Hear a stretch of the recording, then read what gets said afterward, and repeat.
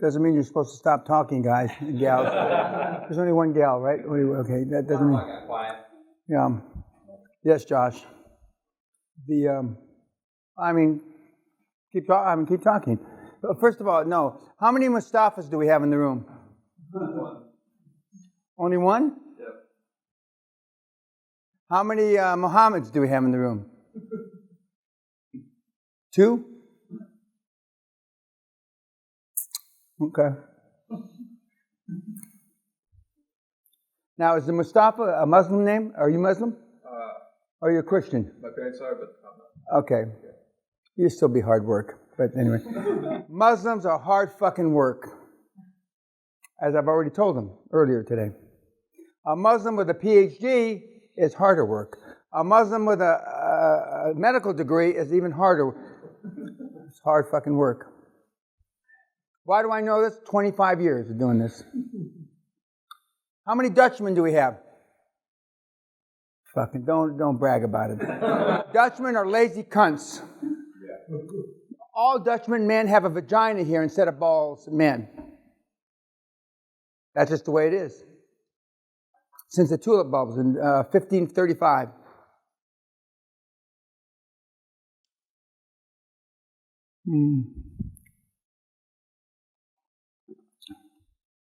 Thank you for your service, Captain. He's an active duty Air Force captain who I've met before. And where's the kid? Have I met anybody else in person on my world travels? No. The kid I met, he's 17 years old, and he wonders why you're so retarded. And when I met him 5 months ago, I tried to explain to him then, he attends Harrow, which is a rocket ship to success, which is one of the 2 fine, better schools, arguably the best schools in Britain. Winston Churchill went to Harrow. Yet Harrow, in their infinite wisdom, canceled me. Correct? Canceled me from speaking there after 4 or 5 months of negotiation, as some of the other better schools have canceled me as well. But the one thing I can guarantee, I never get asked back to a school twice. Never. Now, I'm waiting for the first school to ask me back twice, but that's not going to happen. From Oxford down. But I met this young man and this young man on my travels because I have an open calendar and I see people. And even though I took pretty much 10 days off for my 73rd birthday recently, I still saw people. I saw 9 or 10 people on that trip. And from Verona to London and back. Now, I should rant and rave and scream and yell that 2 years ago, almost to the day, I said that Mr. Trump, then candidate Trump, if elected, would change the world. Virtually nobody believed me. Yesterday, we crossed over the longest economic expansion in the history of this motherfucking planet. Yesterday. In recorded motherfucking history. Muslim, Hindu, cocksucker, doesn't make a shit. And I said then, and I say now, he's only just begun. And notwithstanding, I don't agree with everything he does, believe me, even though I knew him 25 years ago, he has changed finance forever. And it is, I said this 2 years ago, it's like Allah came down and blessed me, Dan. I'm going to give you the most chaotic motherfucking market that has ever been seen, and you're going to reap the benefits. And that's where we are. Yet some of you won't follow through. And a couple of you asked me naively, but why, Mr. Peña, don't they follow through? And my wife was, it's because they have no sacks down here. Excuse me, ma'am. No sacks down here. And for the Dutchmen, they were born cunts. The only idea the Dutchmen ever came up with that was original was a tulip bulb scam. from 1535 to 1537.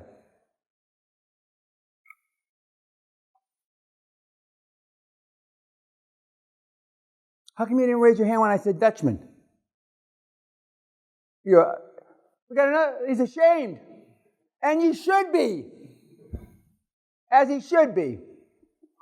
20% of my Hall of Shame that went to prison are Dutchmen.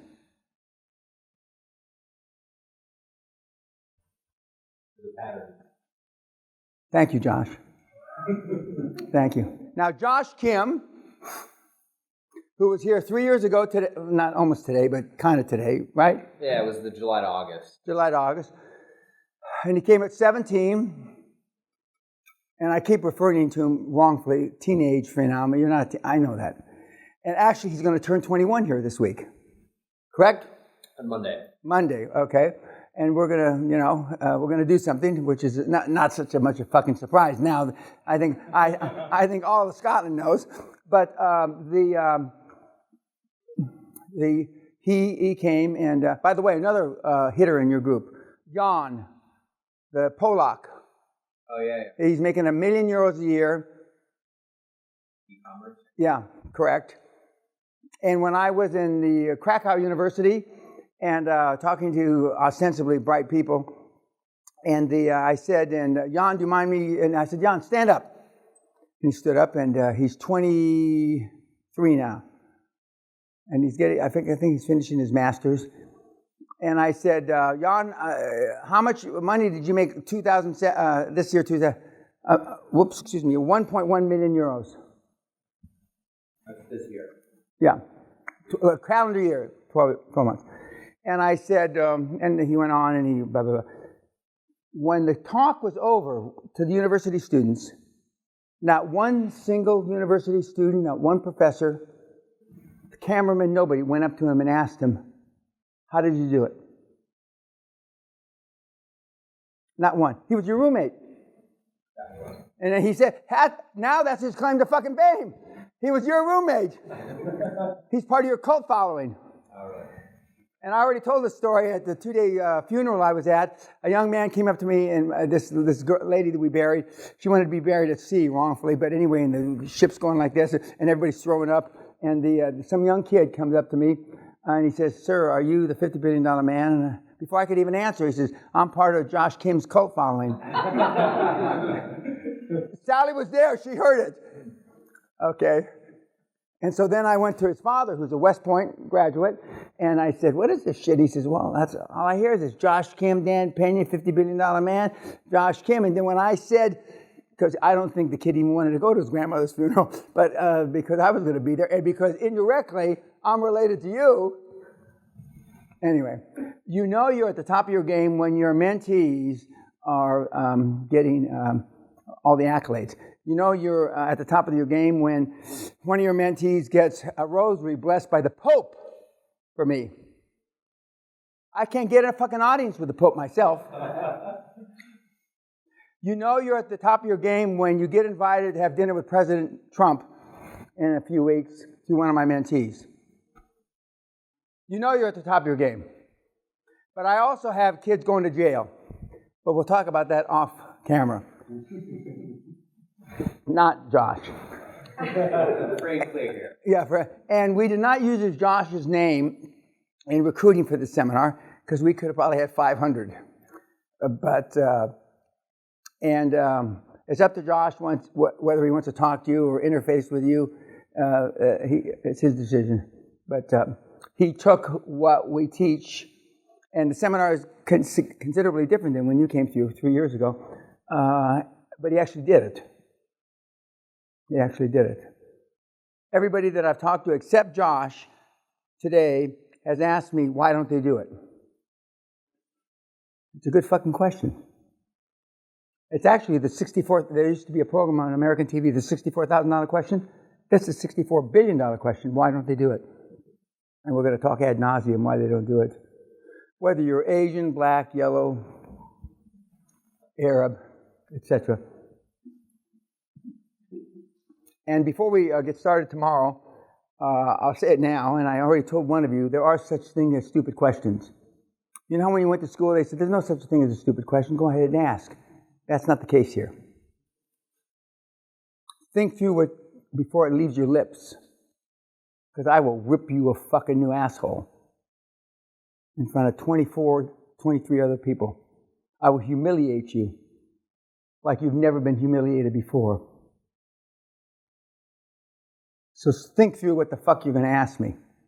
Now, I know virtually nobody in this room followed the instructions of reading, listening to all the material I told you to do. And every time you asked me a question that was on that material, ask and answered, asshole.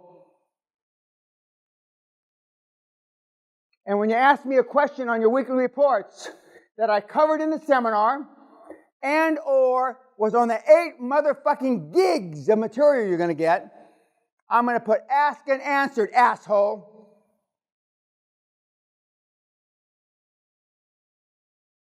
Because I only want to I don't want to waste my time on people that aren't serious. We have a 60% dropout rate. We have a 60% divorce rate. We have a 60%, actually a little more, breakup in business partnership. And for those of you that told me that I can't even say it without laughing, your significant other is supportive, give me a fucking break. They're not.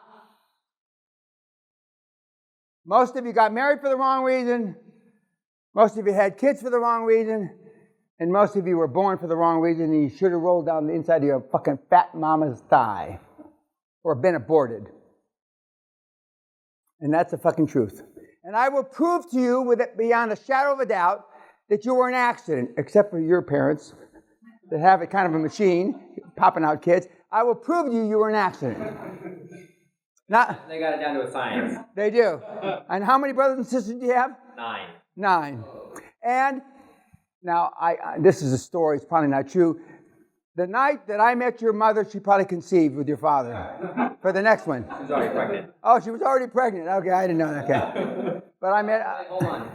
Baby was born in June. We saw you when? October? Yep. Maybe. Close. Close. But Sally and I had the privilege of having dinner with his lovely mother and father, which we'll talk about some in the seminar. But it was interesting because I said, I got to meet his parents. I have an idea, I know what they're like, but I was pretty much right. But he was raised 95% the way you weren't raised, is the bottom line, basically. With, slight variations. And we'll fix up a date, when I'm there, and I'd love to see him again. And I've had dinner with some of not you, this group, other parents, and wanted to know just how sick was this guy's parents. And I normally underestimate the malfeasance of that idea, because most of your parents, and when I say retarded, I don't mean mentally retarded like disabled. When I say vagina, cunt, I mean coward. But most of your parents are retarded cunts. And I told you the story about your father's profession. I guarantee you, this is the only guarantee I'm going to make. If you tell your father that story, I guarantee you, he will become supportive. But it's a hell of a story to tell him, isn't it? It happens to be true. And when I say story, I don't mean I'm making it up. I mean, that's a word I use. Probably I shouldn't. I should use another word. But forevermore, it's not true. He's the reason I didn't speak at Harrow, the home of Churchill. But it's not, I know it's not, but anyway, that is a story. That is a fabrication, but it sounds good. And by the way, a week ago or so, we had an international film crew filming here, interviewing me, and they spent 2.5 days on a documentary called Financing the Future. They interviewed current Secretary General of the United Nations, former prime ministers, former presidents, etc. And I'm not sorry to say, it looks like President Obama, because I don't like particularly being on the agenda with President Obama, and myself. Now, they spent between 15 and 35 to 45 minutes with all those luminaries, and they spent 2.5 motherfucking days here.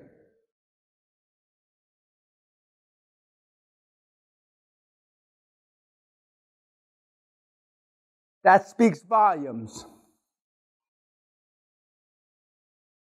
Now, Sally and I actually have met the Secretary General of the United Nations on a drunk fest in the South Pole decades ago. But they weren't interviewing all the personal development luminaries that you followed over the years. And I basically told them, as I have, the system is fucking bust. You don't have a chance. And not one of those luminaries mentioned that in 65,000 plus or minus 5,000 years, the sun is going to suck the earth into it and the earth will be destroyed.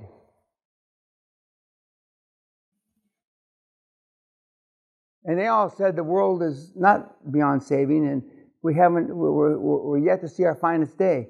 And they're all full of shit, and by the way, they're all poor. Money's not the only thing that counts, but it's the only thing anybody keeps track of. And if you're not here to create generational wealth, you wasted your money.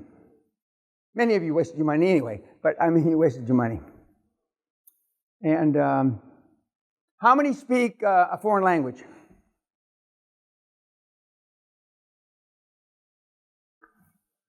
A lot. But if you're not using it, it doesn't make a shit.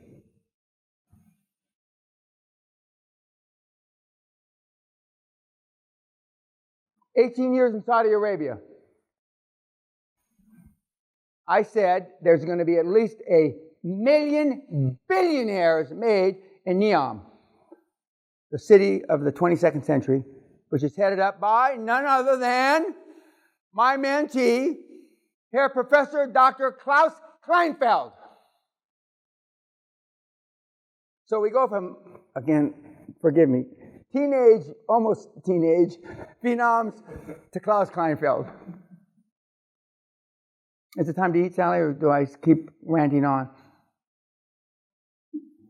Okay, we're going to eat. I'm not going to rant on anymore.